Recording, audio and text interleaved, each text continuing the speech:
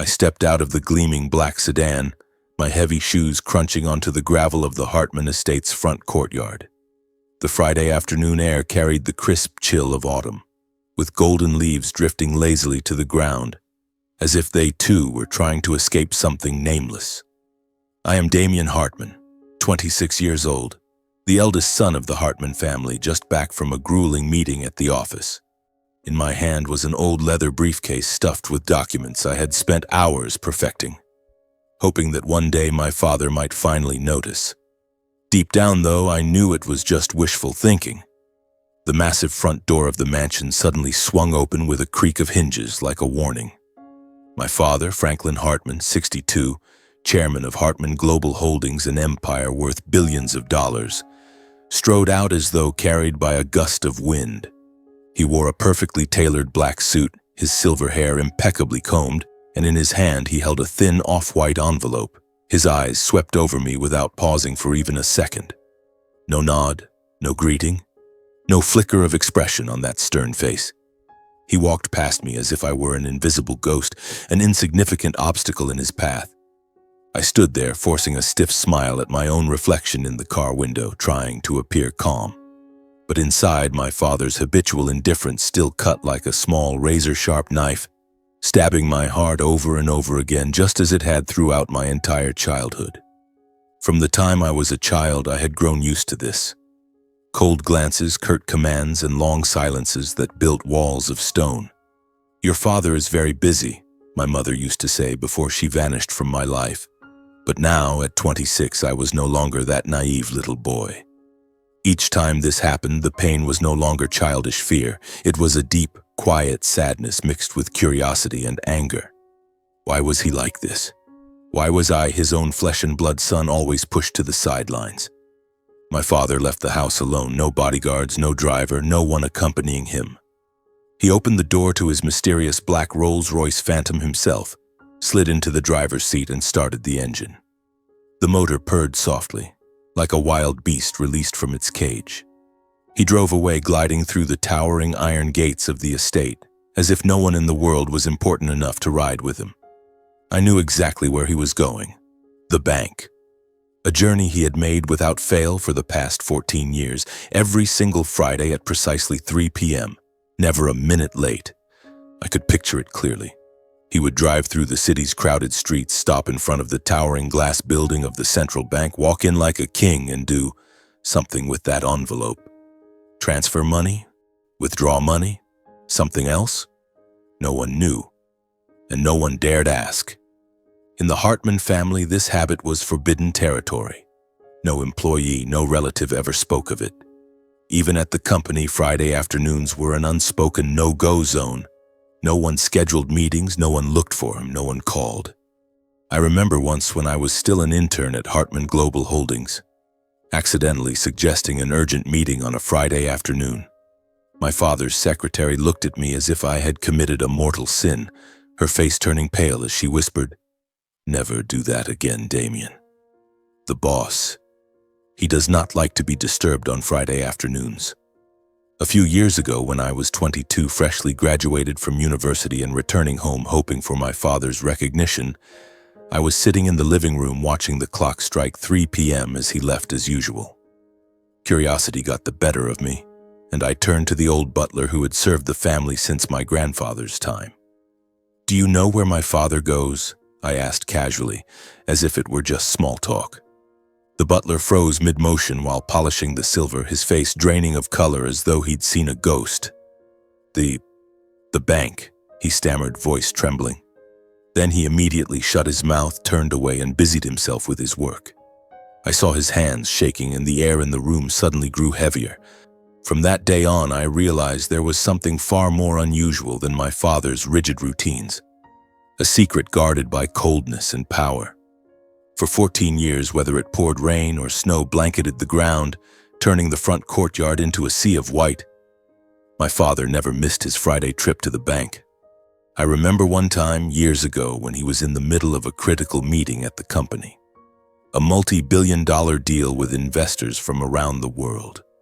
The conference room was so tense you could hear a pin drop, sweat beading on everyone's foreheads.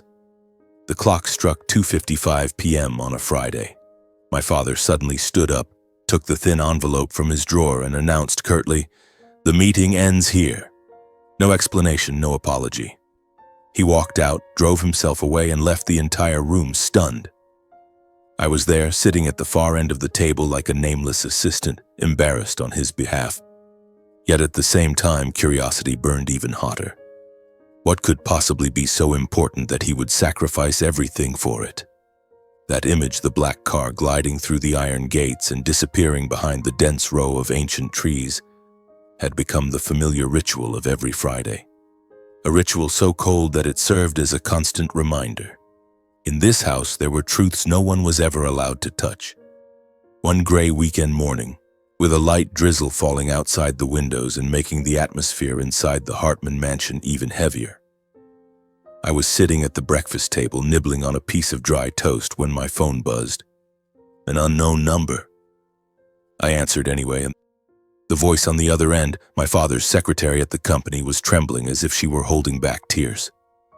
"Mr. Damien, Mr. Franklin, he's had a stroke. The doctors are trying to save him, but it looks really bad." I froze. The piece of toast slipped from my fingers and fell to the floor.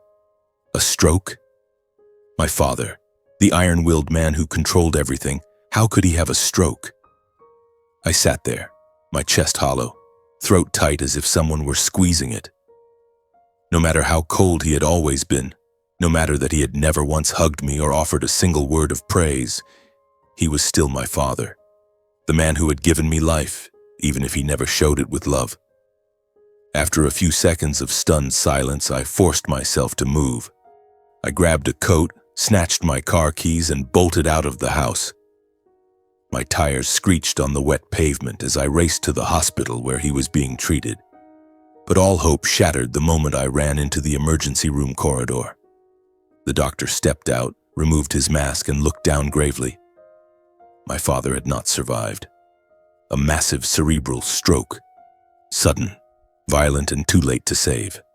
The news spread like wildfire. Press, media, acquaintances, everyone descended at once. Yet inside the Hartman estate, the mood wasn't grief.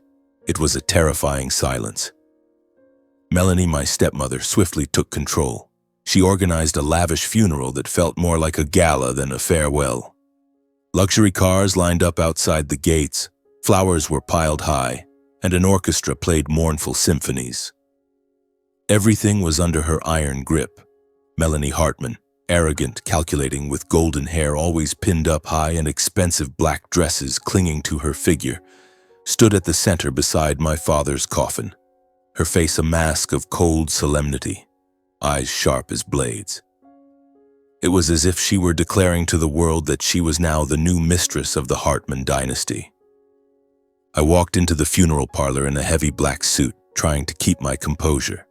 But when Melanie looked me up and down, open contempt flashed across her face. Her lips curled, and she spoke loudly enough for everyone nearby to hear. "Damien, what are you doing here? You're nothing but a useless failure in this family. Your presence only tarnishes Franklin's reputation." Her words sliced into my heart. I clenched my jaw, swallowed hard, and said nothing. This was my father's funeral, not the place for a fight. But inside, rage flared. Who did she think she was? The woman who had entered our lives just 6 months after my mother disappeared, now standing there like a queen? Then Julian appeared, my younger stepbrother, Melanie's biological son. Spoiled and arrogant since childhood, always flaunting sports cars and all-night parties, he stood beside his mother with arms crossed, smirking. He spoke loudly on purpose. "What are you doing here, Damien? You're just a loser. You don't belong at Dad's funeral. He never really considered you his son." His words echoed through the hushed room. Several guests turned to look. Blood rushed to my face, my fists clenched. Julian, the brat my father had always indulged, was now gloating over my pain. I swallowed my anger, turned away, refusing to make a scene. But deep down, I knew this was only the beginning. The funeral ended to the sound of mournful music, and I left with a heavy heart, not a single sincere condolence offered to me. 1 week later, the reading of the will took place at the law firm's office, a gleaming glass tower in the city center. I drove there with my heart pounding, clinging to a faint hope that my father might have left me something, even just a note. But when I entered the conference room, Melanie and Julian were already seated, wearing triumphant expressions. They looked at me like I was an intruder who shouldn't be there. Melanie gave a fake smile. Julian smirked and whispered something to her.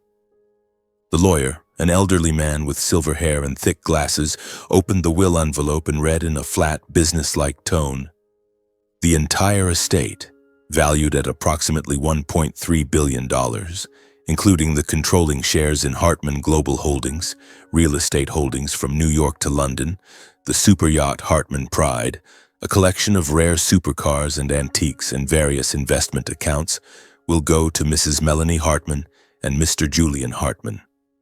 He paused, glanced at me over his glasses, and continued, "Mr. Damien Hartman will receive a few personal items, his grandfather's watch and some books from the private library." The room fell dead silent. I sat there, ears ringing as if someone had slapped me across the face. $1.3 billion? Everything to them? And I, the eldest son, only a few old trinkets? Melanie smiled thinly and said, "Franklin gave you exactly what you deserved, Damien. You were never worthy of this family." Julian chimed in, voice dripping with glee. "You never belonged in the Hartman family. Dad knew it, so he cut you out like the weak rival you are." His laughter rang out sharp as a blade, the pain of realizing my father had never valued me mixed with the humiliation of their words. My heart felt crushed. "Dad, why did you treat me like this?" I stood up silently and walked out, their mocking laughter echoing behind me. Outside, I wandered the streets aimlessly, not knowing where to go. The rain fell harder, soaking through my suit, but I didn't care. I walked for hours through crowded avenues, past empty parks, trying to process the pain. My father had chosen them, not me. Who was I in this family? An outsider? When I returned to the estate that night, it was pitch black. But the sight before me stopped me dead. My belongings were being thrown onto the front steps, suitcases ripped open, clothes scattered across the wet ground, documents crumpled and soaked. The household staff, faces I had known since childhood, worked with heads bowed and trembling hands. Melanie stood on the top step, eyes cold, pointing at me. "Get out, Damien.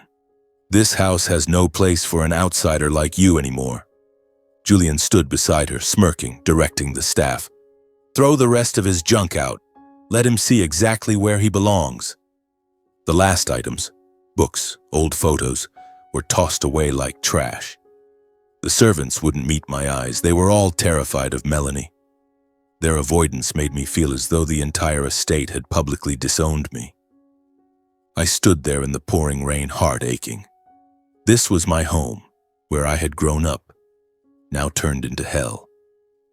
I walked away in a daze, hastily gathering a few important items, and rented a dingy motel room on the outskirts of town, a cramped space with moldy walls and the stale smell of old cigarettes.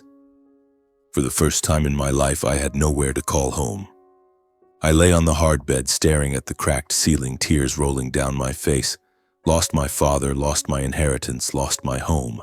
Everything had happened so fast, like a nightmare I couldn't wake from. 3 days later, I tried to return to work at Hartman Global Holdings as if nothing had changed. But the moment I stepped into the office, every gaze felt different. Colleagues looked up, not with greetings, but with suspicion and wariness. Before I could even sit down, the secretary called me into a small meeting room. She placed a termination letter in front of me, voice low and shaking. "No reason given. But you understand, Damien." I understood all too well. Melanie and Julian now held the reins, and their first move was to erase me completely from the company I had poured my youth into. As I packed my desk, whispers drifted from the cubicles. I heard he was kicked out of the house. With a family that powerful, who would dare defend him? The looks directed at me were full of pity, but also fear, as if I were a publicly exiled Hartman no one wanted to be associated with. I left the building carrying only a small cardboard box, some personal files, an old photo frame, and the last scraps of my dignity. Each step down the long hallway felt like 10 years of dedication being erased in the blink of an eye. Outside in the cold wind, I stood still, my heart heavy as stone. I had lost my father, my home, my career, and my place in the very family that bore my name. Now all that remained was myself and a nameless pain. Back in the cramped motel room on the outskirts of the city, I collapsed onto the stiff bed. The dim yellow light from the dangling ceiling bulb only deepened the heaviness pressing down on me. Blurred memories from the past flooded in, sharp and painful, as if they were trying to remind me that nothing had happened by chance. I clearly remember that year when I was only 12. It was a stifling summer afternoon. My father called me into his study, one of the rare times he ever spoke to me directly. "Your mother has disappeared in a mountaineering accident," he said flatly, his voice as emotionless as if he were reading a business report. No tears, no comfort, no large-scale search, no public funeral. Just a brief announcement that my mother was dead, and that was the end of it. I cried all night, clutching the teddy bear she had given me, wondering why she had left me. She had been the only light in this cold house, the one who hugged me, told me fairy tales, and whispered that I was her pride. Now she was gone, and my world went dark. 6 months later, while I still hadn't fully grasped the pain of losing her, my father hastily married Melanie. She swept into the house like a storm, with a fake smile and calculating eyes. The already frigid home became suffocating the moment this stranger took absolute control. Melanie changed everything. My mother's belongings were cleared out, the bedroom was redecorated extravagantly with all new furniture, and my father began calling Melanie my darling wife. I stood in the hallway watching it all, my heart breaking. Why so fast? Why didn't he give me time to grieve? After marrying Melanie, my father treated me like a burden. He grew even more distant, avoided conversation, and looked at me with eyes that made a 12-year-old boy feel invisible in his own family. Before, though cold, he had at least occasionally asked about my studies. Now he barely nodded before turning to smile and talk with Melanie. I remember running into his study once, holding a drawing of my mother, asking, "Dad, will Mom come back?" He looked at me with icy eyes. "Don't mention her again. Your mother is dead." And that was it. I learned to shrink into myself, becoming a ghost wandering the vast house. Melanie was worse. She entered as the new mistress and treated me like an obstacle. She constantly mocked and belittled me. "Damien, why are you so lazy? Julian does so much better than you at school." Or, "You're just in my way." She used her contemptuous gaze to make me feel perpetually unwanted. Every morning she inspected my room, shaking her head. "Why is your room so messy? You're nothing like a young aristocrat." I tried to clean, tried to excel in school, but it was never enough. She was like a venomous snake, quietly injecting poison into my life drop by drop. Then there was Julian, Melanie's son, 2 years younger than me. Spoiled and arrogant from the start, a miniature version of his mother. He broke my toys, smashed the model car my mother had given me, and then ran crying to our father, blaming me. My father always took his side. "Damien, you're older. Let your brother have it." Julian hid my textbooks before exams and smirked when I got bad grades. Every family meal was torture. I sat at the far end of the table watching my father talk and dote on Melanie and Julian. They laughed and chatted like a real happy family. And I sat there invisible. As an adult, I tried to prove myself by joining Hartman Global Holdings. I thought if I worked hard, my father would finally acknowledge me as part of the family. I started at the bottom, hoping to climb. I was an assistant in minor departments, photocopying documents, making coffee, running errands. I was a pawn on the chessboard, constantly shuffled between roles so I could never build stable achievements. Despite my qualifications, top-tier degree, creative ideas, every proposal I submitted was blocked by Melanie. As vice chair, she held real power. My father never read anything. He just signed whatever she and Julian recommended. I once proposed a new market expansion strategy that colleagues praised. Melanie sneered. Too immature. You have no experience, Damien. Let Julian handle it. And just like that, Julian took the idea, claimed the credit, and got promoted. For years, I worked silently as a redundant employee, contributing without recognition, treated like an outsider in the very company that bore my family name. I stayed up all night finishing reports only to see Julian's name on them. I endured it, believing one day my father would see. But he never did. The bitter memories pulled me back to the present. I sat up in the motel room, wiping away tears. I realized I couldn't collapse just because I'd been thrown out of the family. I had to keep living no matter how. In the days that followed, I walked the city looking for work. I knocked on doors of companies large and small with my resume. But everyone turned me away the moment they learned I had been fired from Hartman Global Holdings. Rumors spread fast. The eldest son was kicked out of the house. There must be something wrong with him. Every door slammed shut, as if I were cursed by my old family. Refusing to give up, I took manual jobs, loading trucks at warehouses, kitchen help at fast food joints, car washing at garages, night shifts at convenience stores. My hands blistered, my back ached, but I gritted my teeth and kept going. Each night I returned exhausted, ate instant noodles, and lay thinking. No matter how tired, one question burned inside me. Why had my father been so cold to me all those years? What had made the entire family turn against me from the moment I was young? That Friday secret. Could it be connected to my mother? One day, after an exhausting shift, I decided to return to the Hartman estate to retrieve the last few keepsakes of my mother I couldn't bear to leave behind. The necklace she always wore and the notebook she wrote in.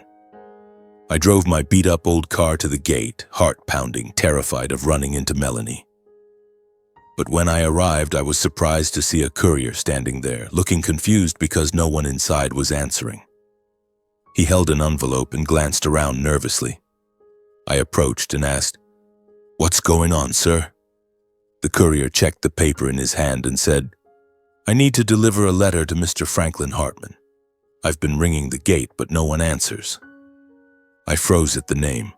Weeks had passed since my father's death, yet someone was still sending him mail. I told the courier I could help, though suspicion gnawed at me, and took the envelope to his bewilderment. Once he left, I opened the letter under the shade of an old tree by the gate. My hands shook as I tore it open. Inside were words heavy as stone. "Mr. Franklin, you have failed to transfer the money for several weeks, unlike every previous Friday. If you do not send it immediately, I will expose the entire truth." The signature was smudged, but the threat was crystal clear. A chill ran down my spine. The pieces suddenly clicked into place. My father going to the bank every single Friday for 14 years, and clearly to send money to this person. 14 years. Exactly since my mother disappeared. Why would a powerful billionaire like Franklin Hartman secretly send money for so long? What was he hiding? And what was the truth this person threatened to reveal? I clenched the letter, heart filled with confusion and unease. Back at the motel, I slammed the door shut and dropped into the rickety wooden chair. The feeble yellow glow from the dangling ceiling bulb cast patchy shadows across the table. I spread the letter out, smoothing the creases, and read it over and over. "You have violated the agreement. No payment on schedule. I will expose everything." Each sentence peeled back another layer of a dark secret no one had ever touched. I examined the envelope closely under the light. The postmark was faint, but I recognized it immediately. A small mountain town in the west called Eldridge, a remote place I'd only heard mentioned in weather reports. The area code pointed to a sparsely populated region deep in the forest where cars rarely passed and life seemed forgotten by time. No clear return address, just a post office box. I turned the envelope over and over, searching for any clue. There was nothing else, but it was enough. This was no trivial matter. Why had my father been sending money every week to this person? The sender clearly didn't know he was dead. The letter arrived weeks after the funeral, which meant they hadn't met in a very long time. Their only contact was money, delivered through envelopes just like this one. And why did this man dare to blackmail him? What secret did he hold that could make a man like Franklin Hartman bow his head? I sat there for hours, mind in turmoil. Memories of my mother flooded back, her disappearance exactly 14 years ago. Was it connected? My father's Friday ritual had begun right after that. A vague fear spread through me as if I were touching a live bomb. I couldn't sleep. I couldn't eat. The next morning I made a decision. I couldn't uncover the truth alone. I needed help. The only person I could think of was Silas Byrne, an old university friend who now worked as a private investigator. Silas was discreet, pragmatic, and tracked leads like a bloodhound. We had been in the same classes. He was always the quiet, razor-sharp one who solved every problem with cold logic. I called him, voice shaking. "Silas, I need to see you. There's something important I need your help with." We met at a small cafe on the outskirts where no one would recognize me. I handed him the letter and told him everything. My father's routine, the will, my suspicions. He read it, raised an eyebrow, and nodded. "This is no joke. I'll help you. Don't worry." Silas took the letter and left immediately, no unnecessary questions. That was his style. Act first, talk later. Just one day later, he called back. His voice over the phone was calm but cautious. "I went to Eldridge, the town on the postmark. I went to the post office, pretended to be a security inspector, and asked to see the surveillance footage from the day it was mailed. The camera clearly shows a weathered man, about 50, wearing a hooded cap that hides his face. The way he moves, something feels off." He paused, then lowered his voice. He drove an old mud-caked pickup truck like he'd just come out of the deep woods. The license plate was dirty, but I got a photo. "That's the guy who sent your letter. He's definitely not city folk." I listened, heart racing. Picturing this grim, mysterious man sent a shiver down my spine. Silas sent the security cam photos via text. I zoomed in, a wrinkled face, deep-set eyes, the look of someone living outside the law. 3 days later, Silas finished tracing the truck's route. He called me to his cluttered little office on the edge of town, maps plastered on the walls, an old computer humming noisily. Pointing at the screen, he said, "I tracked the plate through traffic cameras around the town. The truck heads west, deliberately avoiding main roads." He continued, "I followed the route myself. Took half a day, but I found a wooden cabin deep in the forest. It's the only one showing signs of life. Smoke from the chimney, footprints, completely isolated from the town. The truck's path matches perfectly. No paved road in, just a narrow dirt track." I stared at the map spread across the table, my chest tightening. That forest was vast and ominous. News reports had mentioned unsolved disappearances there for years. Without wasting another second, I drove myself to the western forest region. The highway gradually turned into rough dirt roads, trees closing in thicker on both sides. I drove slowly, heart pounding, sweat beading on my forehead despite the cold. A few hundred meters from the cabin, following Silas's directions, I pulled over, hid the car behind bushes, and covered the tires with dry branches to avoid detection. I turned off the engine and listened, only the wind whistling through leaves and distant bird calls. The deep forest air felt heavy, as if it were watching me. I crept along the narrow path on foot, every step crunching on dry leaves.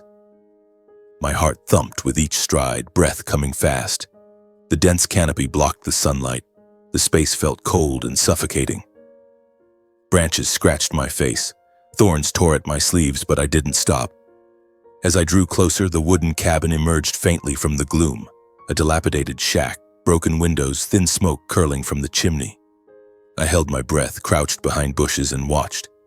I didn't dare rush in. I hid behind a large tree, its rough bark shielding me, and observed for hours. Time dragged like torture.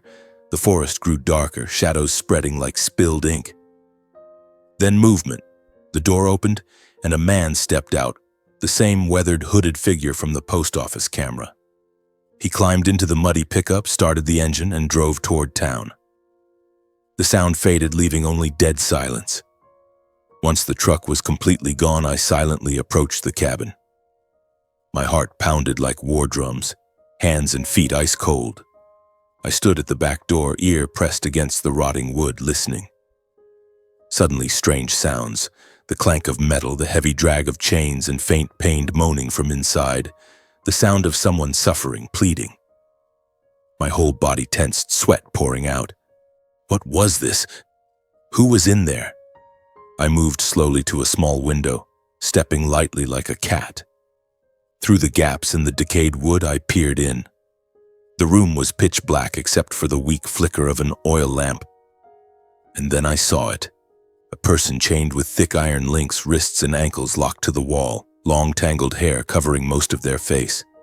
Emaciated body, ragged clothes. The darkness made it hard to tell if it was a man or a woman, but those moans. The sound of someone who had endured too long. I stood frozen, breath caught in my throat. A prisoner? Held captive? The urge to burst in and save them flashed and died just as quickly. I was alone, unarmed, with no tools to break those massive chains. If I charged in and the man returned, the consequences were unthinkable. I could die and this secret would be buried forever. I clenched my teeth, hands shaking as I pulled out my phone, switched it to silent and took several photos. The moldy room, the curled-up chained figure, every detail that could serve as evidence. Rusted iron chains, filthy floor, that shadowy form. As soon as the last photo was saved, I slipped away from the cabin and melted back into the forest before the man could return. My feet ran, yet I tried to stay silent, heart racing, breath choking. Branches whipped my face painfully, but I didn't care. I reached the car, started the engine, and sped off, mind reeling. That image haunted me, the chained person, the weak moans. This was no ordinary blackmail. This was a crime. And my father was involved? One thing was certain. What I had just seen was not merely my father's secret. It was the door to the most horrifying truth of the Hartman family. I had to come back. I had to save that person. But first, I needed a plan. Behind me, the deep forest seemed to whisper, "The truth is waiting, and it will devour everything." I drove back to the motel late at night, my mind spinning like it had been caught in a whirlwind. I lay on the bed with my eyes wide open, barely able to sleep. The image of the chained person made me realize I couldn't let another day pass. Every second that went by was another second that person suffered. I tossed and turned, sweat pouring out despite the cold, thoughts racing. If my father had been sending money to hide this, was he an accomplice? Or was he being forced? No, my father wasn't the type to be coerced. He controlled everything. So, what had he done? The next morning, with a weak sun rising through gray clouds, I got up early, eyes ringed with dark circles from lack of sleep. I called Silas immediately, my voice hoarse. "Silas, we need to meet." I saw something horrific in that cabin. We met at the same quiet cafe on the outskirts where Silas had first heard about the letter. He was already there, sitting in a shadowed corner with a black coffee, his face as serious as ever. I sat down, slid my phone across the table, and opened the photos from the night before. I whispered, "Silas, this is the person chained inside the cabin." Silas looked through the pictures, raised an eyebrow, then leaned back. "Damien, are you sure? This is a serious crime. We should call the police right now." I nodded, heart pounding. "That's what I thought too. We have photos, the letter, the location. The police will handle it." But Silas shook his head, voice low. "Hold on. The evidence we have isn't solid enough yet. The photos are blurry, the face isn't clear, and the letter is only a blackmail threat.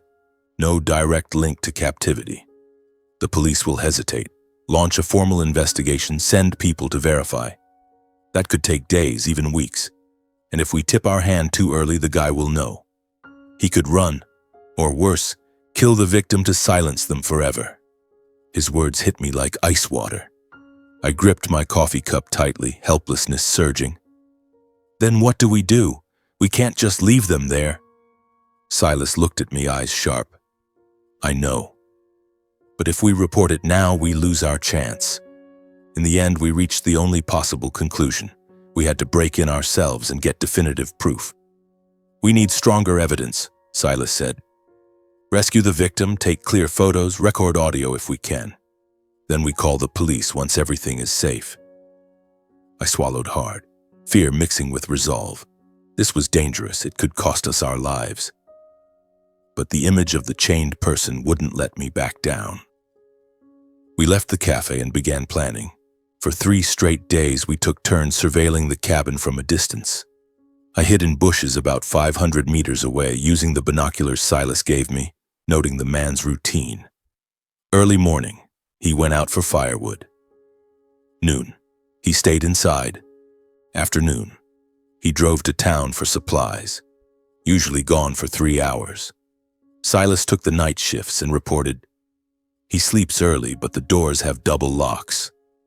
Those days were nerve-wracking. I lay prone in the forest, mosquitoes biting, drizzle dripping through the leaves, but I didn't dare move. Every time the man stepped outside, my heart clenched. He looked harsh, walked heavily like someone used to isolation. I kept wondering, who is he? Why was my father paying him? 3 slow days passed, but we had his schedule down perfectly. Wednesday afternoon, he left at 2 p.m. and returned around 5 p.m. Wednesday afternoon, under a sky heavy with dark clouds, we made our move. The moment his truck rumbled away and disappeared, we knew we had exactly 3 hours. My heart pounded like a drum, sweat soaking my black jacket. We approached the cabin from the rear, stepping lightly over dry leaves. Silas picked the back door lock with professional tools. The faint click echoed in the forest silence. We stepped into the dark, foul-smelling space, damp earth, rotting food, and a faint metallic tang like old blood. The cabin was cramped and cluttered. A rotting wooden table, a cold fireplace, and the dark corner where the moaning came from. In that narrow, shadowy corner, we saw her clearly. A woman chained with thick iron links, arms and legs covered in old scars, body emaciated to skin and bones, breathing shallow and weak. She lay curled on the cold floor, eyes closed, long matted hair hiding her face. I quickly took photos for evidence, close-ups of the chains, the wounds, the entire room, my hands trembling with emotion. Then I moved closer, knelt down, and gently brushed the hair from her face. When she slowly lifted her head, eyes cloudy and unfocused, I froze. Sunken cheeks, deep wrinkles, and a familiar scar on her neck. The burn mark from childhood she had once told me about. It was my mother, Elowyn Hartman, the woman the entire world believed had died 14 years ago. My voice broke into a whisper. "Mom." Tears fell onto her hand. She was alive, but imprisoned, starved, and mentally tortured for all those years. There was no time to collapse. Silas whispered urgently behind me, "Hurry. He could come back any second." He used bolt cutters on the chains. The sharp metallic snap rang out in the silent room. I caught my mother in my arms, her body light as if only skin remained, ice cold and frail. She moaned faintly, eyes half open but not recognizing me. We wrapped her in the blanket Silas had brought, carried her carefully to the car, avoiding any jolts. My heart raced wildly as we fled the forest, Silas driving fast over the rough terrain. On the way, we gave first aid, cleaned wounds with saline, gave her sips of sugar water from the kit. She breathed in gasps, body trembling, but she was still alive. We took her straight to the nearest suburban hospital, avoiding the city center to stay discreet. The doctors rushed her in, started IVs, cleaned wounds, ran full checks. The doctor spoke gravely. "Severe malnutrition, dehydration, long-term nutrient deficiency, signs of infection. She's in a semi-comatose state, consciousness fragmented after years of captivity." I nodded without giving details, only saying we found her in the forest. They wheeled her into intensive care, hooked her to machines, and we waited in the hallway. Sitting under the cold fluorescent lights of the hospital corridor, I was overwhelmed and choking with tears. My eyes never left the ICU door. Tears streamed uncontrollably. My mother was alive, After 14 years, she was here, but in this condition. My father, had he been paying to keep her hidden? Or was he the mastermind? The thought cut like a knife. Silas put a hand on my shoulder. "You okay? We did the right thing." I nodded, but inside a storm raged. From that moment, I decided to keep everything secret for now, no police yet. I would wait for my mother to wake up and ask her what really happened over those 2 decades. The disappearance, my father, Melanie, everything. And I would prepare to face the darkest truth my father had left behind. The deep forest, the letter, the wooden cabin, all of it had led to this moment. My life had changed forever, and the shadow of the Hartman family now enveloped me completely. I sat in the hospital corridor all that night, my back pressed against the cold concrete wall, eyes fixed on the ICU door. The steady beep-beep of machines echoed from inside like my mother's fragile heartbeat struggling to hold on to life. Doctors and nurses hurried in and out, faces grave beneath their white masks. Finally, a middle-aged doctor with thinning silver hair stepped out, wiping sweat from his brow. "She's temporarily stable. We managed to resuscitate her in time and moved her to the intensive care unit. But her condition is extremely serious: severe emaciation, long-term malnutrition, a body worn down by years of deprivation. There's also memory disruption from prolonged trauma, possibly from head injury or extreme psychological stress." I listened, my heart twisting. My mother, the strong woman who had once been my rock, now lay there like a ghost. "Will she wake up?" I asked, voice trembling. The doctor sighed. "We'll do everything we can, but it will take time. You should rest." I shook my head. Rest? How could I when everything around me was collapsing? The first days in the hospital passed like a prolonged nightmare. For the first 2 weeks, my mother only opened her eyes for fleeting moments, her cloudy gaze recognizing no one, her reactions as weak as a newborn's. She lay motionless on the hospital bed, skin deathly pale beneath the white sheets, IV lines piercing her arms. I stayed by her bedside from morning till night, leaving only for a few minutes to grab a stale sandwich from the vending machine.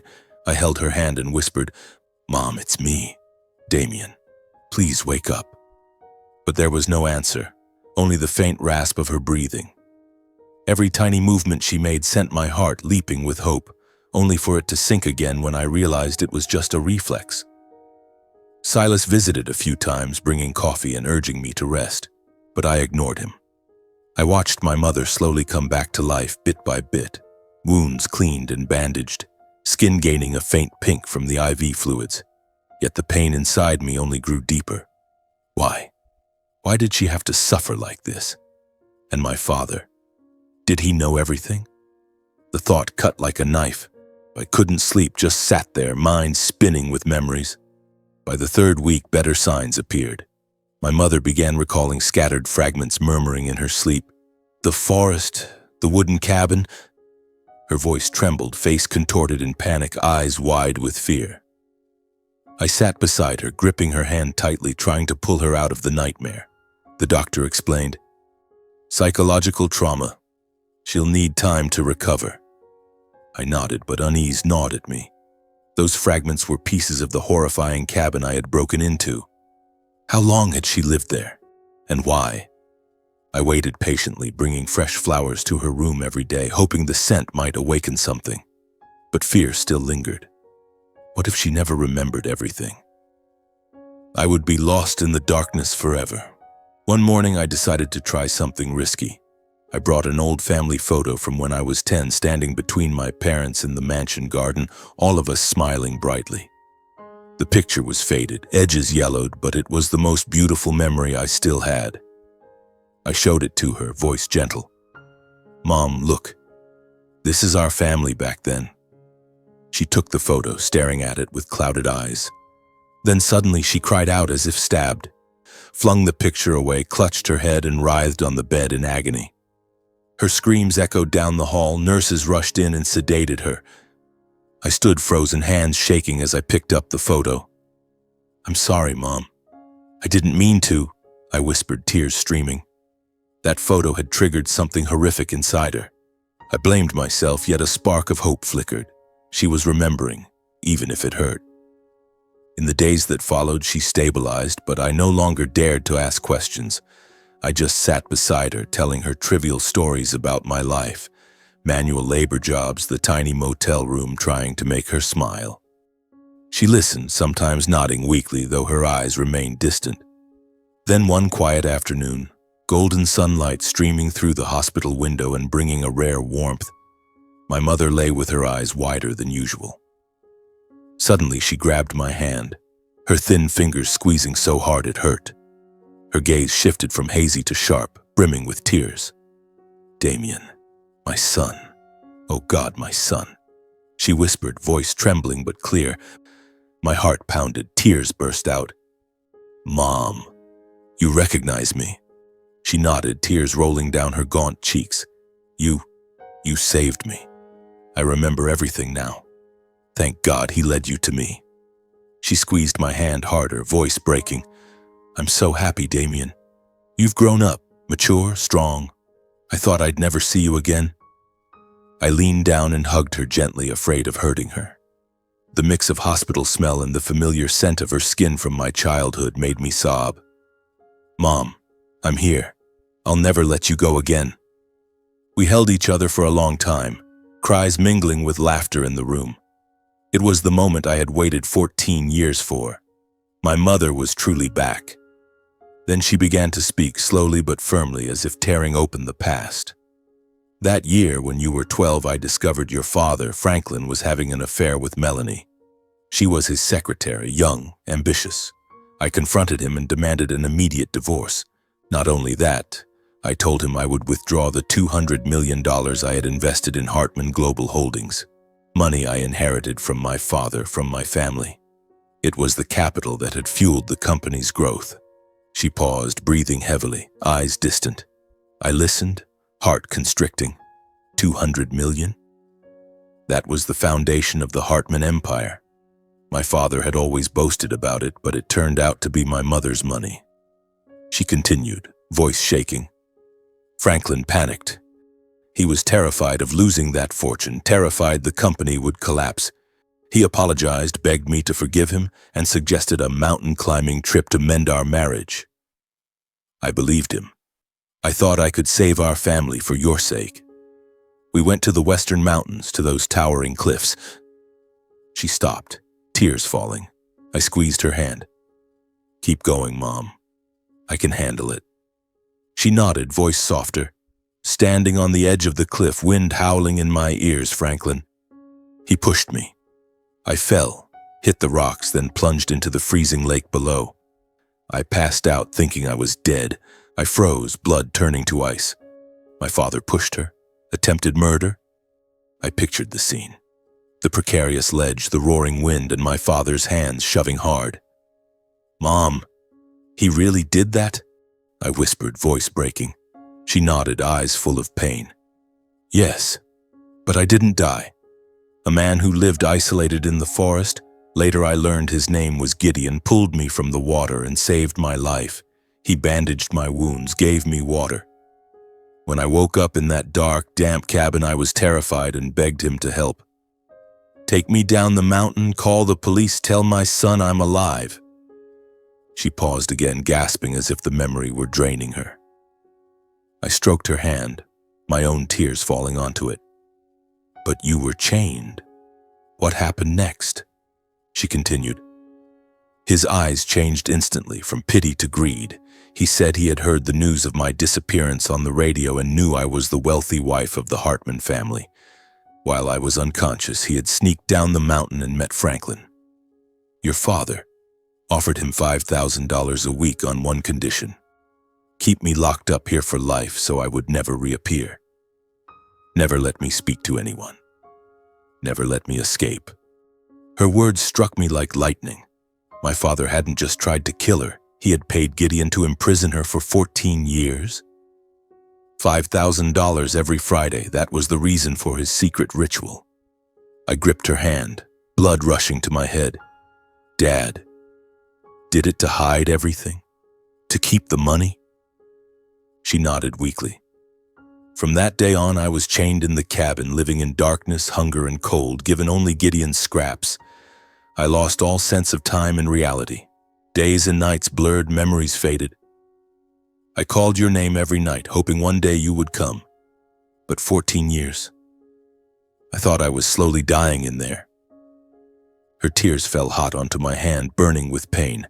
I held her tighter. Mother and son clung to each other, sobbing, overjoyed at being reunited after so long, yet devastated by the cruel truth finally revealed. I cried like a child, shoulders shaking. Mom, I'm sorry. I didn't know. I thought you were dead.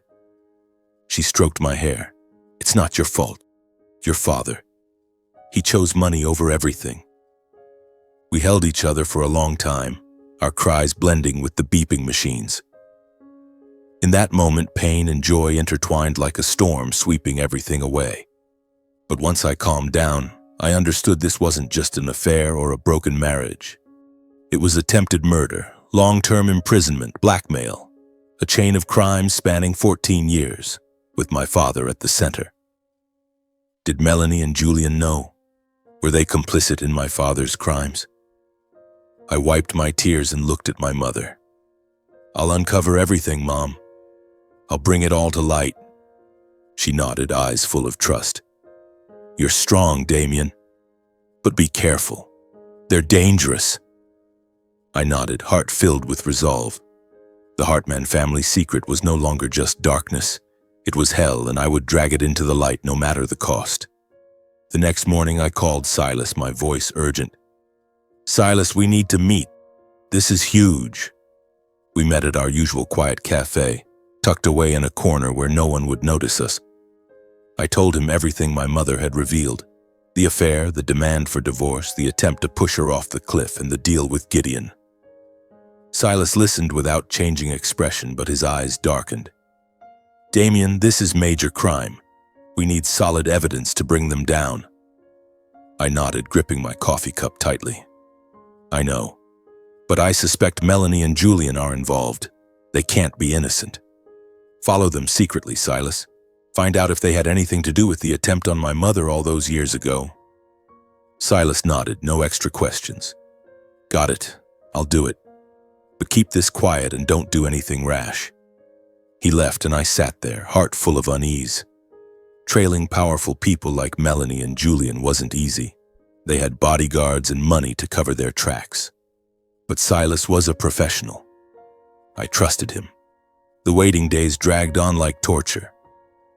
I still stayed by my mother's side in the hospital, but my mind was always on the investigation. She was slowly recovering.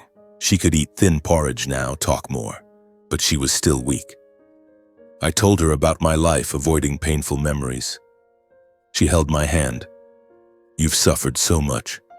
I'm sorry. I shook my head. It's not your fault. I'll get justice.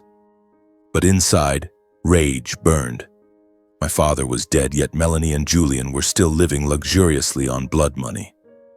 I couldn't let that stand. A few days later, Silas called, voice low as if afraid someone might overhear. Damien, meet me now. This is explosive.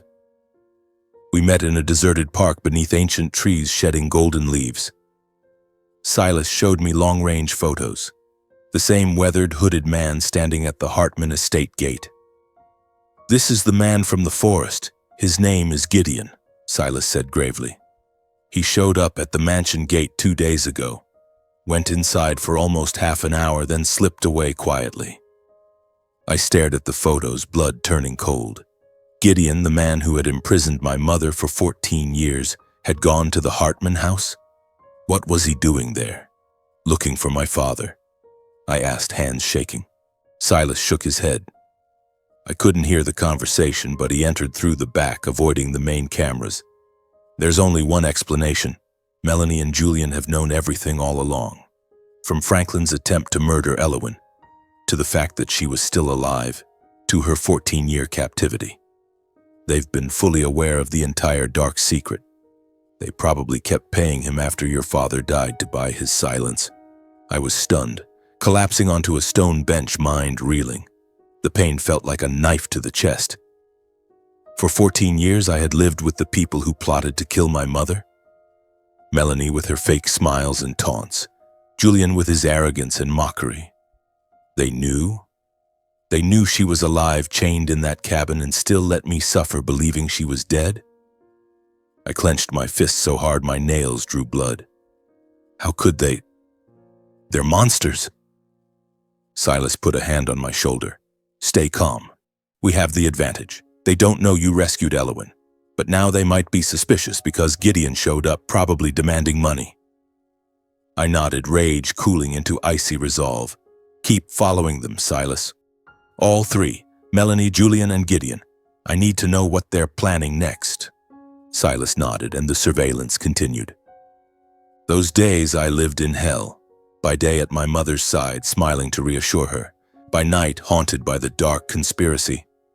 I imagined Gideon inside the mansion, sitting with Melanie and Julian, plotting how to keep it buried. Were they laughing triumphantly? Talking about me as the unwanted spare? Pain and fury mixed until I could barely eat, surviving only on black coffee to stay alert. Awake. My mother noticed the change. What's wrong? You look exhausted. I forced a smile. I'm fine, Mom. Just worried about you. But she knew. She stroked my hand. Don't do anything reckless, Damien. I don't want to lose you. Her words were a warning, but I couldn't stop. The truth had to come out. One day, Silas called urgently. Damien, get to my office now. You have to hear this. I rushed over, heart pounding. He opened his laptop and played an audio file. I followed Julian. He secretly met a group of mobsters in an empty parking lot on the outskirts. I hid nearby and recorded with long-range gear. Listen. The recording was crackly but clear. Julian's arrogant voice. I'm paying you to take care of Elowin in the hospital. She's still alive, lying there. And get rid of Gideon too. He knows too much. Clean up every loose end before everything blows up. Rough laughter from the mobsters. Relax, young master. With this money, we'll make it spotless. I listened, trembling with rage. Blood rushed to my head, fists white-knuckled. Julian, the stepbrother I had once tried to tolerate, was hiring hitmen to kill my mother, and Gideon to silence him? One step slower and she would be gone. I stood up, ready to storm the Hartman estate, but Silas held me back. Calm down. We have evidence now. But acting now means death. I panted, tears of fury streaming. They want to kill her. Again. Silas nodded. I know, but we have to be smart. First, find Gideon before Julian's people do. He's hiding in an abandoned building on the outskirts. I tracked him after he left the mansion. We made a plan fast. That night, under pouring rain, we drove to the derelict industrial zone. Cracked concrete walls, weeds growing wild. Rain drummed on the car roof, masking our sounds. Silas pointed. He's in that building, second floor. We approached carefully, avoiding flickering streetlights. The entrance door was rotted. We pushed it gently and stepped into the dark, reeking space of mold and garbage. Up the stairs, our footsteps echoed. Gideon was there, sitting by a small fire, his weathered face lit by the weak flames. At first, he reacted violently, jumping up and grabbing a rusty iron bar. Who the hell are you? Get out! I don't know anything. His voice was hoarse, full of fear. I stepped forward, hands raised. I'm Damien Hartman, Elowin's son. I know everything. You kept her prisoner for 14 years for my father's money. Gideon went pale, the bar clattering to the floor. You saved her? I didn't want to, but the money... He cursed and told us to leave, but Silas blocked the door. Hold on. Hear us out. I spoke bluntly. Melanie and Julian have hired men to kill you. They know you went to the mansion demanding money, and now they want you gone to keep you quiet. If you don't testify, you'll be the first to die. The mob is hunting you. I played Julian's recording. His voice filled the dark room. Get rid of Gideon too. He knows too much. Gideon listened, face ashen, then slumped to the floor. They want me dead? After all these years? I nodded. Exactly.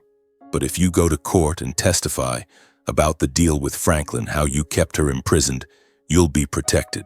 You'll have a chance to live like a normal person again, not hiding like a rat." Gideon hesitated for a long time, eyes darting, torn between fear and the will to survive. He paced the room, muttering curses, hands shaking as he lit a cigarette.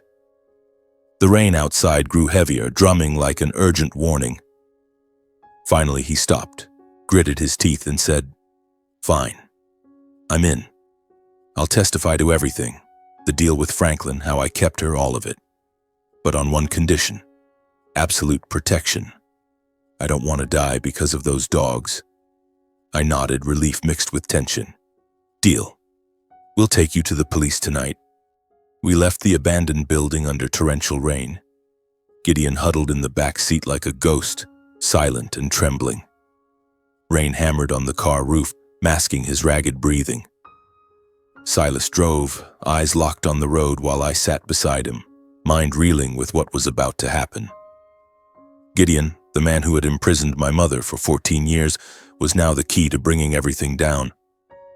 Yet he was also a pathetic, terrified creature, shaking at the thought of death. I glanced at him in the rearview mirror, wrinkled face, deep-set eyes brimming with fear. "You'll be okay," I said, trying to sound calm. "The police will protect you."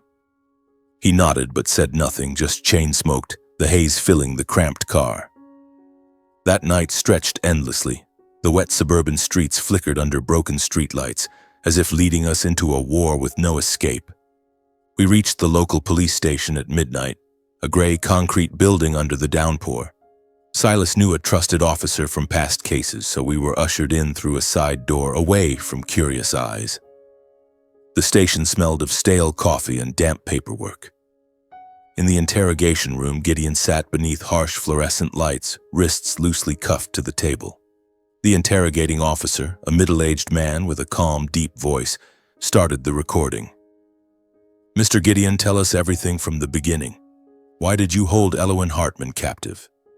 Gideon took a deep breath. His hoarse voice crackled through the speaker in the hallway.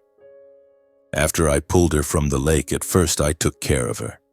She was badly injured, unconscious. I bandaged her, fed her. But then I heard the radio. News about the missing Hartman heiress. I knew she was rich, married to a billionaire. Greed took over. I sneaked down the mountain and met Franklin Hartman. I stood outside, fists clenched, listening to every chilling word of Gideon's confession. And Franklin, my father, was named like a common criminal." Gideon continued, voice trembling yet detailed. "He panicked when he saw me. I told him I'd saved his wife, but I could keep quiet. Franklin offered $5,000 a week in exchange for keeping Elowen locked away forever and never letting her return to the outside world. He said, 'She has to disappear permanently.' I agreed. From then on, for 14 years, I received $5,000 every Friday on the dot, into an account." His words cut into my heart like a blade. So my father's Friday ritual, the thin envelope, was payment for this crime. I dug my nails into my palms until they bled, but forced myself to keep listening. This was the truth, no matter how painful. The officer pressed further. "How exactly did you keep her imprisoned?" Gideon described it matter-of-factly, as if recounting an ordinary routine, but to me each word was hell. "I locked the doors, chained her wrists and ankles with heavy iron so she couldn't escape. Starved her for days if she screamed, kept the room almost completely dark, only slivers of light through cracks. Cut off all contact, no radio, nothing. Whenever she tried to escape early on, she was strong at first, scratched and fought. I threatened to beat her or left her hungry longer. All to honor the agreement with Franklin and keep the money coming. She grew weaker, eventually just lay there, calling her son's name in despair. My heart shattered as Gideon described Elowen, my mother wasting away, starved, chained for years, crying my name in hopelessness. "Damien, my boy," he mimicked her frail, broken voice. I bit my lip until it bled, tears streaming uncontrollably. She had called for me every night in that darkness while I lived obliviously in the mansion, thinking she was dead. How could I ever forgive myself? I sat through the entire confession, body shaking. Silas emerged from the next room and handed the police the audio files and photos. Evidence of Julian's meeting with the mob, pictures of the cabin, the blackmail letter. Gideon's testimony matched perfectly with Silas's evidence and my mother's account. The officer nodded gravely. This is huge. Attempted murder, unlawful imprisonment, extortion, and now conspiracy to commit murder by hiring hitmen. We'll open a full case immediately. They questioned me briefly how I found Gideon, how I rescued my mother, then let me go. But I didn't leave. I waited in the hallway. Based on the evidence and Silas's recordings, police obtained emergency arrest warrants for Melanie and Julian on charges of orchestrating the ongoing cover-up and attempted murders. That night, special police units moved in unison. I stood outside the station under the cold drizzle, watching black police cars speed away. One team headed to the Hartman mansion to arrest Melanie and Julian. I could picture them being dragged from their luxurious beds, faces pale with shock. Another team went up the mountain to seal off the cabin and collect remaining evidence. The rusted chains bolted to the wall, rotting food scraps, the decayed cot where my mother had lain curled up, all undeniable proof. Silas stood beside me, hand on my shoulder. It's almost over, Damien. They'll be caught. I nodded, but my heart was chaos. I couldn't stay behind. An overwhelming urge drove me to follow the SWAT team to the Hartman mansion. The lead officer, a tall man with a calm, deep voice, looked at me. You sure about this? It could get chaotic. I nodded firmly. I have to see it with my own eyes. They destroyed my life. He sighed, then let me ride along, seated in the back of a tactical vehicle. At midnight, the convoy screeched to a halt in front of the Hartman estate gates. Tires screamed on the wet pavement, shattering the false tranquility of the wealthy neighborhood. Red and blue lights spun atop the vehicles, bathing the entire facade in judgment, blinding beams sweeping across ancient trees, towering iron gates, and imposing stone statues. I stepped out and stood just behind the hastily erected police cordon, heart pounding so hard I could barely breathe. Rain soaked through my coat, chilling my skin, but all I felt was the fire of rage burning inside. This was the house I grew up in, the place Melanie and Julian had turned into my personal hell. Now justice was knocking. The SWAT team, black-clad figures with shields and sidearms, moved like a flood. They breached the gate with specialized tools. The sharp clang of metal rang out. The gates swung open and they surged forward, storming the mansion. I followed at a distance, flanked by two officers, my feet crunching on the familiar gravel path while emotions churned inside me. Rain drummed overhead, but the tension was suffocating. They smashed through the front door, wood splintering with a thunderous crack, and poured into the opulent living room. Headlamp beams from their helmets lit up the vast space. Polished marble floors, expensive leather sofas, an antique fireplace, priceless paintings on the walls. Melanie stood in the center wearing a white silk nightgown, hair disheveled, face ashen under the blinding lights.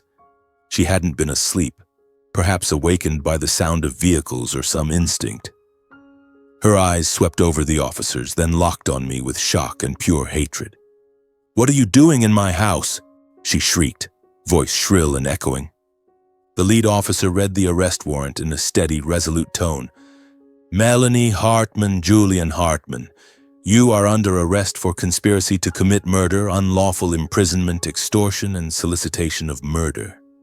Melanie instantly screamed like a wounded animal, pointing at me. "You traitor! You worthless trash who doesn't deserve the Hartman name! You'll regret this!" Her curses cut into me like knives, but I stood unmoved. She had once been my stepmother, had controlled my life with the same venomous contempt, but now, under the floodlights and in front of the police, she was nothing but a cornered criminal. Then Julian appeared. He came charging down the grand staircase in shorts and a t-shirt, eyes bloodshot with rage. "What the hell is this?" he roared, then spotted me and his face twisted further. He lunged straight at me, fist raised. You bastard! I'll kill you."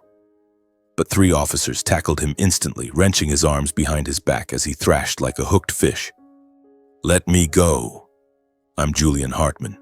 Do you know who I am?" He screamed, spit flying. "Damien, you're dead. I swear I'll make you pay when I get out." I met his gaze, cold and unflinching.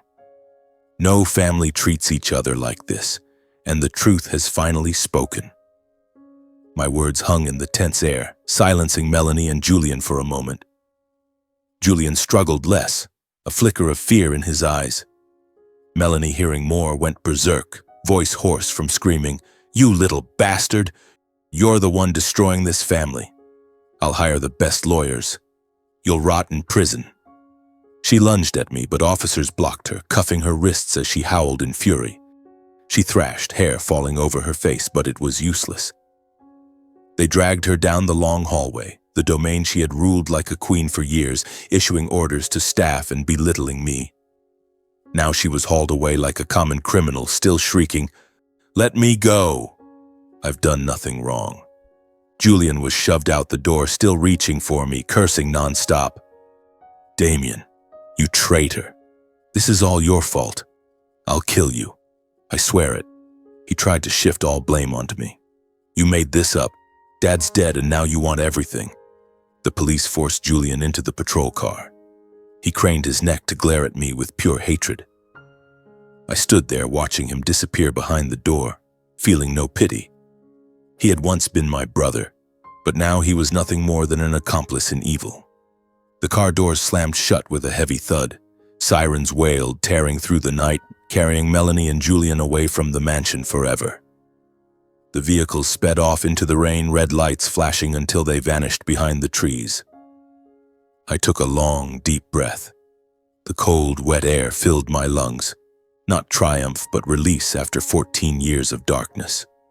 The rain washed everything away, yet the pain still lingered. I drove back to the hospital through the pouring rain, my mind still echoing with Melanie's and Julian's screams. The Hartman mansion, once a symbol of power and luxury, now stood like a silent ghost in the night. I entered my mother's room. She was sleeping peacefully under the dim light. I sat beside her bed, took her hand, and whispered, "Mom, they've been arrested. I did it." She opened her eyes slightly and gave a weak smile.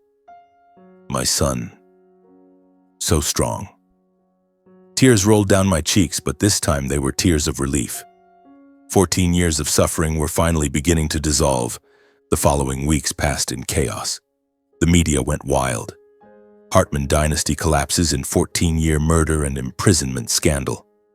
Photos of my mother, emaciated when rescued, appeared everywhere, alongside images of Melanie and Julian in handcuffs. I avoided the news, avoided television, and focused only on my mother. In those days, the police quickly completed the case file, given the severity involving a billionaire, crimes spanning over a decade, and attempted contract killings. The trial was scheduled just weeks later. I prepared mentally, met with lawyers, reviewed every detail. Silas stayed by my side, supplying additional evidence. "We have everything," he said. "They won't escape." The trial opened at the city's central courthouse, a grand old building with imposing stone columns. The courtroom was packed with journalists, media crews, financial elites, and the public. Everyone wanted to witness the fall of the Hartmans, once icons of wealth, now criminals. I walked in wearing a simple black suit, heart pounding. The seats were full. Camera flashes exploded as I took my place in the witness area.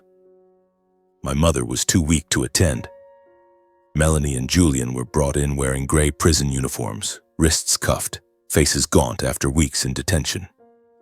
Gideon was also present, seated separately, looking haggard. They glared at me with pure hatred, but I met their eyes without flinching. The prosecutor, a sharp-voiced middle-aged woman, read the lengthy indictment: conspiracy to murder Elowen, 14 years of unlawful imprisonment, extortion, forgery of inheritance documents, and hiring assassins to eliminate witnesses. The room buzzed, reporters scribbled furiously. She detailed: Franklin Hartman pushed his wife off a cliff to seize her assets, then paid Gideon to keep her imprisoned for 14 years. Melanie and Julian knew everything, continued the cover-up, and even hired mobsters to silence the truth when it threatened to surface. Melanie shook her head in denial. Julian stared at the floor. I sat listening to every word, heart aching. This was the truth, but hearing it publicly still felt like being cut open. The evidence Silas and I had gathered was projected for the court. Photos of the rotting forest cabin, video of my mother's condition upon rescue, her skeletal frame, chain marks on wrists and ankles that silenced the entire room. Close-ups of the rusted iron chains bolted to the wall, rotting food scraps on the floor, the decayed cot where my mother had lain curled up, all displayed on giant screens. Then the audio of Julian paying the mobsters played clearly, his voice commanding, "Take care of Elowin and clean up Gideon." Followed by Gideon's detailed testimony, how he made the deal with my father, how he kept my mother chained and starved to ensure silence. Everything wove together into a flawless tapestry of crime with no gaps. The courtroom fell dead silent except for the frantic clicking of cameras. I watched Melanie go pale as her lawyer whispered urgently in her ear. Investigators reopened all records of my mother's family inheritance. The prosecutor presented. All documents Franklin and Melanie used to seize over $200 million, Elowin's inheritance from her father, were proven forgeries with no legal validity. The room erupted in whispers. She continued, "Since the original fortune belonged to Elowin and was illegally taken, the court orders the full recovery of the current assets, including all profits Franklin generated over 14 years, totaling over $1 billion and their complete restitution to Mrs. Elowin Hartman." The financial world in the room buzzed. To me, it wasn't about money, it was justice for my mother and the years she endured. Melanie completely lost control in the courtroom. She leapt to her feet, screaming denials. "It's all lies. Franklin did everything. I knew nothing. Damien, you evil bastard, you made this up to steal the fortune." Her lawyer repeatedly objected, raising his hand. "Your Honor, my client is distraught." But no evidence could be refuted. The photos, recordings, and Gideon's testimony were airtight. She pointed at me, face crimson. "You'll regret this. I'll appeal." The entire room watched her collapse from arrogant queen to a desperate criminal. Julian broke down right there in court. He sobbed like a child, shoulders shaking. I just followed Mom. I was afraid of losing my inheritance. Please, Your Honor, be lenient." His voice cracked, tears streaming down his sunken face. He confessed, "I hired the hitman because I was terrified the secret would come out. But I never wanted to kill anyone." The prosecutor coldly rebutted, "The defendant actively solicited murder. There can be no leniency." I looked at him without a shred of pity. He had mocked me at my father's funeral, thrown me out of my home. Now he was just a broken man stripped of his facade. The panel of 3 stern-faced judges returned after a short deliberation. The courtroom fell completely silent except for the rustle of papers. Melanie Hartman, 30 years imprisonment for masterminding the crimes and forging inheritance documents.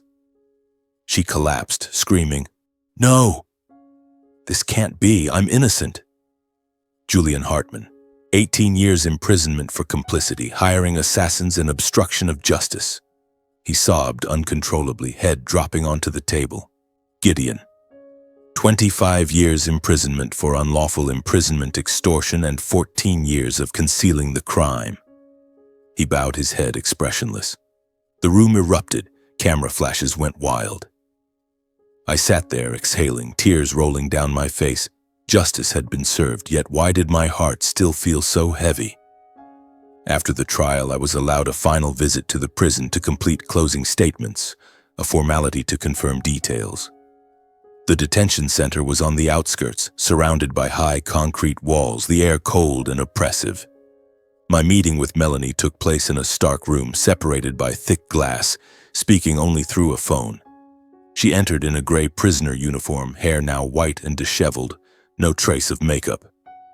Yet she still carried her old arrogance, sitting straight-backed, glaring at me with contempt. "Come to gloat," she spat. It was all circumstances. Your grandfather left too much to Elowen. Everyone had to fight for it. Franklin did it for the company. I only helped. She blamed circumstances, my father, my grandfather, never showing a shred of remorse for my mother. I looked at her calmly, voice ice cold. You destroyed this family. You knew my mother was alive, imprisoned, and still lived in luxury. Prison is the only choice you have left. My words cut deep. She fell silent for a second, then burst into tears, not of regret, but for her lost power. I've lost everything. The mansion, the money, all of it. Tears fell, but her eyes still burned with hatred. I stood and walked away without looking back. She had once been my nightmare. Now she was just the past. The meeting with Julian was heavier. He was brought in looking utterly broken, gaunt, dark circles under his eyes, no trace of arrogance left. He sat down, voice trembling. Damien, brother, I'm sorry. I was wrong. I just followed Mom. I was scared of losing everything. Please forgive me. He cried, shoulders shaking, looking like the little boy who once broke my toys. I looked at him, feeling no hatred, only pity. I don't hate you. But what you did has to be judged by the law. Forgiveness, that will take time. He nodded, tears streaming. I know. Thank you.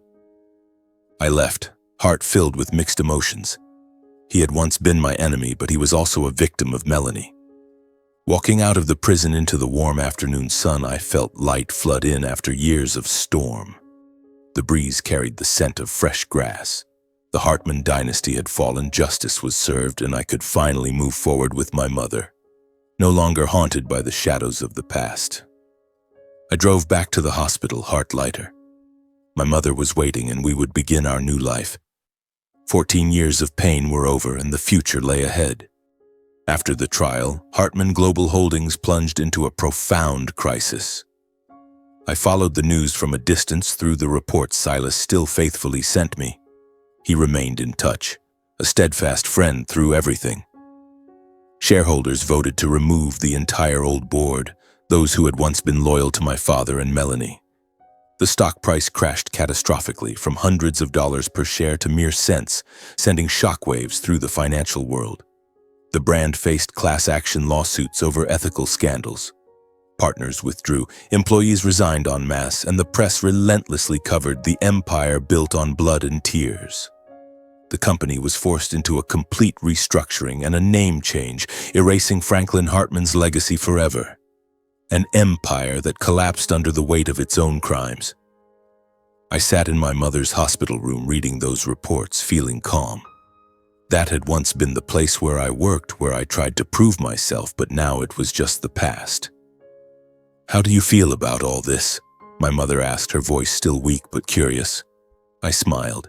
They deserved it, Mom. We don't need it anymore. My mother gave me full authority over the recovered assets immediately after the court's ruling. Lying in her hospital bed, she squeezed my hand tightly. You decide, son. I trust you. The enormous sum, more than $1 billion from the original Fortune Plus accumulated profits, now belonged to her, but she wanted none of it. I don't want money stained with blood, she said. I nodded and began acting. I decided to sell all the shares in the conglomerate. The meetings with lawyers dragged on, but they ultimately brought in hundreds of millions. Then I liquidated the supercars, the lavish yacht that had once been my father's pride. The Hartman mansion with its sprawling gardens and all related properties, from the New York penthouse to villas across Europe. With every sale I signed, a piece of the past dissolved. In total, I recovered about $600 million, enough for my mother and me to start a clean new life, free from the old family's shadows. I invested a portion in safe funds, the rest would build our future. I took my mother away from the city as soon as she was strong enough. After weeks of therapy, she walked more steadily, though she still needed my arm for support. We chose a quiet little house on the outskirts, 2 hours from the city.